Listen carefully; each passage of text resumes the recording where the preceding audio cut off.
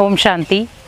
आज कर्म हमारे भाग्य को खुद ब खुद बनाते हैं, लेकिन कर्मों की पहचान होना बहुत ज़रूरी है। क्योंकि जिस प्रकार आज हम कर्म कर रहे हैं उसके अकॉर्डिंग देखा जाए और हम अपने भाग्य को सोचते हैं कि हमारा भाग्य जो है वो बहुत सुंदर हो, लेकिन आप एक चीज़ का ध्यान रखें कि आपके कर्म जब सुंदर होंगे तो आपका भाग्य भी खुद ब खुद सुंदर हो जाएगा। क्योंकि आज हम जब किसी के साथ हम अपना दुख शेयर करते हैं तो एक कर्म में बंध जाता है वो, लेकिन वही दुख हम जब तीसरे लोग के साथ उसी का व्यक्ति का सामने का दुख तीसरे व्यक्ति को सुनाते हैं तो वो हमारा कर्म बंधन बन जाता है।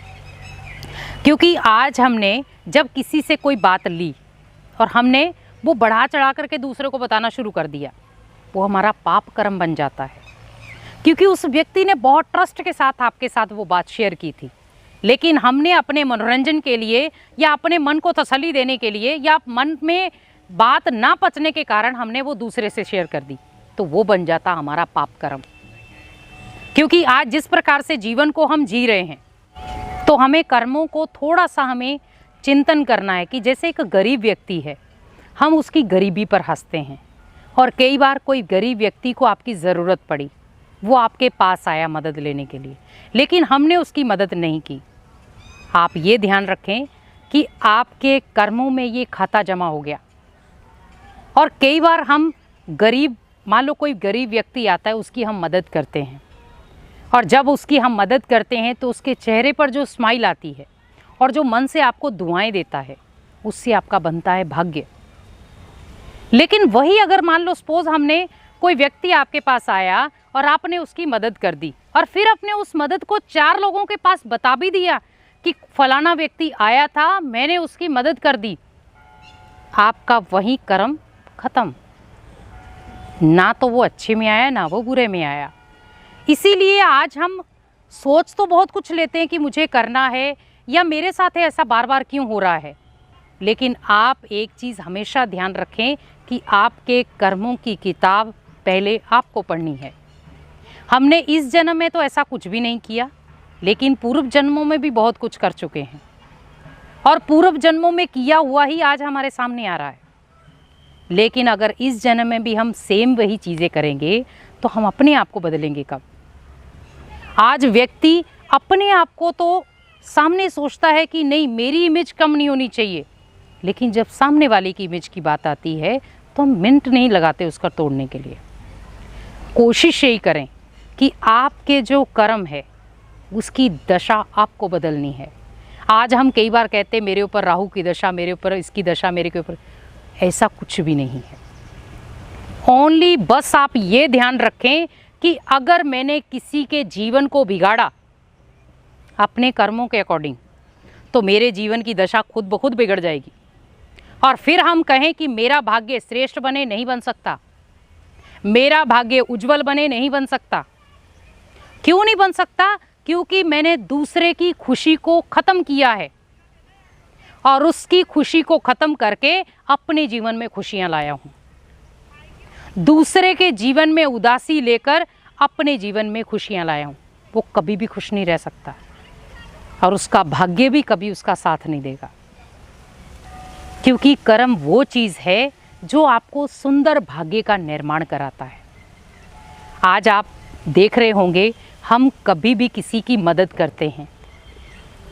एक छोटा सा बच्चा है, आपने जब उसको कोई चॉकलेट दी तो वो अंदर से कितना फील करता है और घर पे जाके बताएगा मेरे को फलाने ने चॉकलेट दी है, तो अंदर से एक सुकून महसूस होता है कि देखो हमारे बच्चों को तो हम नॉर्मली चॉकलेट देते हैं, लेकिन आज मैंने उनको दी जिनको कोई देने वाला नहीं।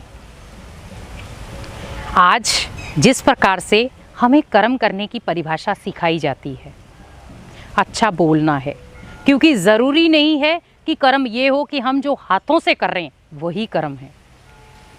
हम जो किसी के लिए नेगेटिव सोच रहे हैं वो भी कर्म में गिना जाता है।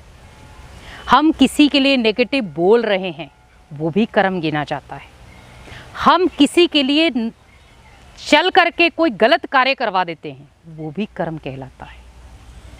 लेकिन अब मुझे उन कर्मों में ये देखना है कि क्या वो कर्म पाप कर्म है, क्या वो कर्म पुण्य कर्म है। क्योंकि आज हम कई बार पुण्य करते करते भी पाप में चले जाते हैं और उस पाप कर्म का भुगतान हमें अपने भाग्य को ख़त्म करके मिलता है। और व्यक्ति कई बार सोचता है कि मैंने तो इतना बिजनेस खड़ा कर दिया, लेकिन हाथ में तो मेरे एक भी कुछ भी नहीं आया, हाथ तो मेरा अभी भी खाली है। क्यों? क्योंकि जब हम भले परिवार में रहते, कई बार हम क्या सोचते हैं कि हम अपने परिवार में हम बड़े हैं, बाकी सबको हम इग्नोर करते। मान लो किसी को हम उल्टा सुल्टा बोल देंगे, थोड़ा चिल्ला लेंगे, ऊंची आवाज़ में बात करेंगे, गुस्सा करेंगे, बिजनेस का पूरा फ्लो घर वालों के ऊपर निकालेंगे, आपके नेगेटिव कर्म करेंगे और कहीं ना कहीं वो आपके भाग्य को ख़त्म कर देंगे। ज़रूरी नहीं है कि हम वो कर्म बाहर वालों के साथ कर रहे हैं, अगर वही चीज़ हम घर पे भी अप्लाई करते हैं, मान लो किसी के साथ ज़ोर से चिल्लाना, बातचीत ज़ोर से करना, या मान लो कई बार हम गाली गलौज करते हैं, क्योंकि आजकल के डेली रूटीन में देखा जाए गाली गलौज को नॉर्मल शब्द यूज़ किया जाता है और कई बार हम बातों बातों में ही गाली गलौज निकाल देते हैं। आप ये ध्यान रखें कि जब भी हमारे मुख से गाली निकलेगी या जब भी किसी के लिए अपमान जनित बोल निकलेंगे, आपके पाप कर्म जमा होते जाएंगे, क्योंकि वो आपका भाग्य नहीं बना रहे हैं, वो आपके भाग्य को बिगाड़ रहे हैं। क्योंकि आपका भाग्य ओनली आपके कर्म डिसाइड करते हैं, आपका भाग्य और कोई डिसाइड नहीं करता है सिवाय आपके कर्मों के। क्योंकि जीवन में भले हम कितना भी श्रेष्ठ कार्य कर लें, लेकिन अगर हम छोटे छोटे कर्मों को ध्यान में नहीं रखते हैं, छोटी छोटी चीज़ों को ध्यान में नहीं रखते हैं, तो कहीं ना कहीं वो चीज़ें बाहरी रूप में बड़ी हो जाती हैं और कई बार उसका फिर हमें सामना भी बहुत मुश्किल से करना पड़ता है। आज जिस प्रकार देखा जाए, हमने इतना बड़ा बिजनेस खड़ा किया, लेकिन एकदम से बिजनेस में लॉस आया। क्यों? क्योंकि कहीं ना कहीं जो किसी के साथ हमने उल्टे कर्म किए थे, उस आत्मा ने जब आपके लिए कुछ गलत फील किया, उस गलत फील से क्या हुआ फिर, तो कहीं ना कहीं वो आपके जो मोड़ था जहाँ पे आपको सफलता मिलनी थी, वहाँ पर आप असफल हो गए। इसीलिए कहते हैं कि अगर लेनी है तो सबसे दुआएं लो, अगर लेनी है तो सबसे खुशियाँ लो, और अगर देनी है तो दुआएं दो, और अगर और कुछ देना है तो खुशियाँ दो। जो आपके जीवन में लौट कर आएँ तो आपको आनंदित कर दें, खुशहाल कर दें और आपके कर्मों को सुंदर बना दें। क्योंकि जब आपके कर्मों में सुंदरता आ जाएगी तो हमें किसी को भी देखने की ज़रूरत नहीं पड़ेगी। आज कई बार व्यक्ति एकदम से गरीब होता है, लेकिन उसने अपने कर्मों पर अटेंशन रखा है कि मुझे किसी को बुरा ना तो बोलना है, ना सोचना है, ना करना है। वो अपनी धुन में मस्त रहता है और वो व्यक्ति एक दिन अपनी मंजिल को हासिल कर लेता है और फिर वो सोचता है कि मेरा भाग्य भी ऐसा था।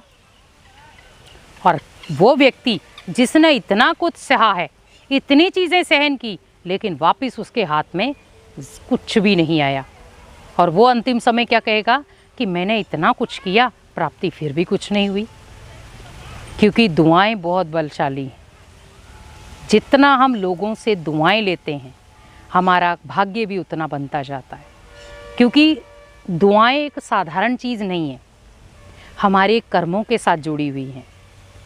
आप जो भी कर्म करते हैं, मान लो जैसे आप प्रकृति के साथ जुड़ते हैं, प्रकृति के साथ आप कोई जुड़ाव रखते हैं, तो वो भी आपको दुआएं देती है।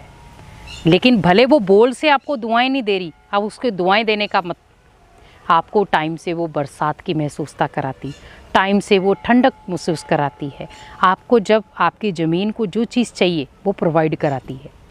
तो क्या होता है उससे, खुद ब खुद उसमें अपने अंदर की एक स्ट्रॉन्ग पावर आती है। क्योंकि भले जीवन में हम किसी भी प्रकार के कर्म कर लें, लेकिन हमेशा याद रखें कि हमें कर्म करने हैं दुआएं लेने और दुआएं देने वाले।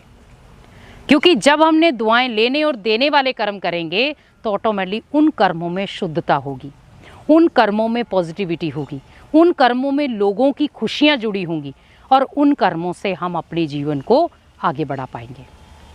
क्योंकि जीवन आपका साधारण नहीं है, तो आपके कर्म भी साधारण नहीं होने चाहिए। अगर आपका जीवन साधारण है तो आपके कर्म भी साधारण होंगे।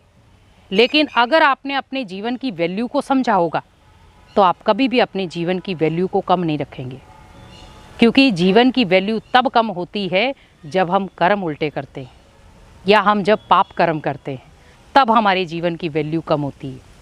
इसीलिए हमेशा याद रखें कि आपके कर्मों के साथ आपके भाग्य का जुड़ाव है। अगर आपके कर्म श्रेष्ठ तो आपका भाग्य भी खुद ब खुद श्रेष्ठ हो जाएगा। ओम शांति।